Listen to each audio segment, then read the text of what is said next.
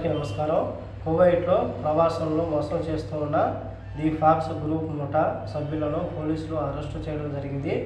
అలాగే ఇంగ్లీష్లో ఫాక్స్ను మనం చూసుకుంటే తెలుగులో నక్క. వీళ్ళు జిత్తులు మారిన నక్కలాగా అతి తెలివితేటలు చూపిస్తూ దాదాపు మనం చూసుకుంటే ప్రవాసులందరినీ కువైట్కు తీసుకువచ్చి వాళ్ళను అక్రమ రవాణా చేస్తూ ఉన్నారు. అలాగే సమాచారం అందడంతో పోలీసులు ఆ యొక్క ముఠాను అరెస్టు చేశారు. అలాగే కువైట్లో ఉన్న ఈజిప్టియన్ పురుడు ఈ ఫాక్స్ పేరుతో మాల్ పేరుతో అయితే కువైట్లో తిరుగుతూ ఉన్నాడు. ఇతను మనం చూసుకుంటే కువైట్కు ప్రవాసులను నకిలీ వీసాల మీద తీసుకువస్తూ ఉన్నారు అని చెప్పేసి, అలాగే ఒక్కొక్క కార్మికుడికి ఎవరైనా అకమా మార్చుకోవాలంటే ఒక ప్రవాస కార్మికుడికి 400 దినార్లకు పైగా వసూలు చేస్తూ ఉంటే, ఎవరైనా కొత్త వీసాలతో కువైట్ దేశానికి రావాలంటే 2000 దినార్లు అంతకంటే ఎక్కువ వసూలు చేస్తూ ఉన్నారు. అలాగే ఈ యొక్క ఈజిప్టుని వ్యక్తి కార్యకలాపాలు సమన్వయం చేయడం మరియు రెసిడెన్సీ మరియు అలాగే మ్యాన్ పవర్ విభాగాలలో అతని యొక్క ఇద్దరు సహచరుల ఉద్యోగులు ఎవరైతే ఉన్నారో వారు కూడా అధికారిక రికార్డును తారుమారు చేయడానికి అతనికి సహాయం అందించడం జరిగింది. దాదాపు 275 కంపెనీల రికార్డులను తారుమారు చేశారు.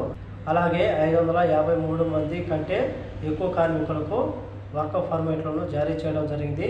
Public authority for man power కానీ అలాగే ప్రభుత్వ రంగంలో పనిచేస్తున్న 2 ఉద్యోగులు అయితే ఇతనికి సహాయం చేసేవారు.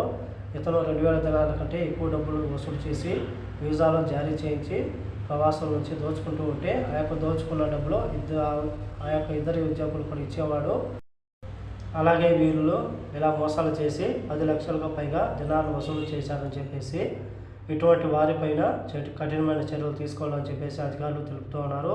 దయచేసి 2025లోనైనా కువైట్కు వస్తున్న మన భారతీయులు ఇటువంటి మోసగాళ్ళ చేతిలో పడి మోసపోవద్దని చెప్పేసి, కువైట్లో చాలా మోసాలు జరుగుతున్నాయి. ముఖ్యంగా వీసాల విషయంలో డబ్బు ఎవరైనా అడిగితే కానీ ఇచ్చేటప్పుడు 1-2 సార్లు ఆలోచించి, కాకపోతే వీసాలకు డబ్బు ఎవరు తీసుకోరు. కానీ మధ్యవర్తులు ఎవరైతే ఉన్నారో వాళ్ళు 100 దినాలు 1000 దినాలు డిమాండ్ చేస్తూ ప్రవాసులను అప్పలేకి నెట్టి వాళ్ళైతే లక్షల్లోకి లక్షలు కోట్లలో సంపాదిస్తూ ఉన్నారు.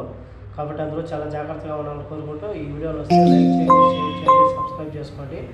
నెక్స్ట్ వీడియోలో మళ్ళీ కలుద్దాం. జై హింద్.